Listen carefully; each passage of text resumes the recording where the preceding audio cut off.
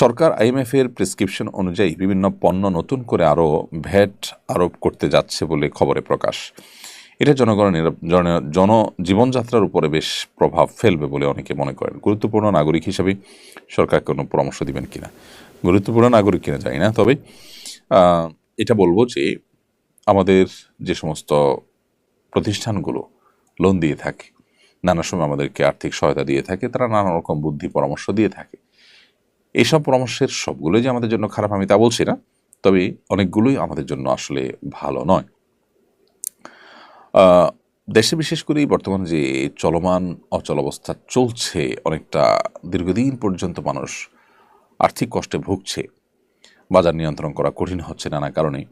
এর মধ্যে যদি আবার বিভিন্ন পণ্যের উপরে ভ্যাট বেড়ে যায়, তাহলে সেক্ষেত্রে সেটা মানুষের জন্য কষ্টের কারণ হবে। যদিও অর্থ উপদেষ্টা কিংবা গভর্নর মহোদয় দুজনে কোনো একজনের বক্তব্য আমি শুনেছি যে তারা বলেছেন যে এখানে আসলে মানুষের জীবন জীবিকা বেঁচে থাকা নির্ভর করে যেসব পণ্যের উপরে, সেগুলোর উপরে ভ্যাট আরোপ করা হয়নি, কিন্তু মূলত অন্য জায়গায় ভ্যাট আরোপ করলেও তার প্রভাব জীবন জীবিকার উপরে পড়ে।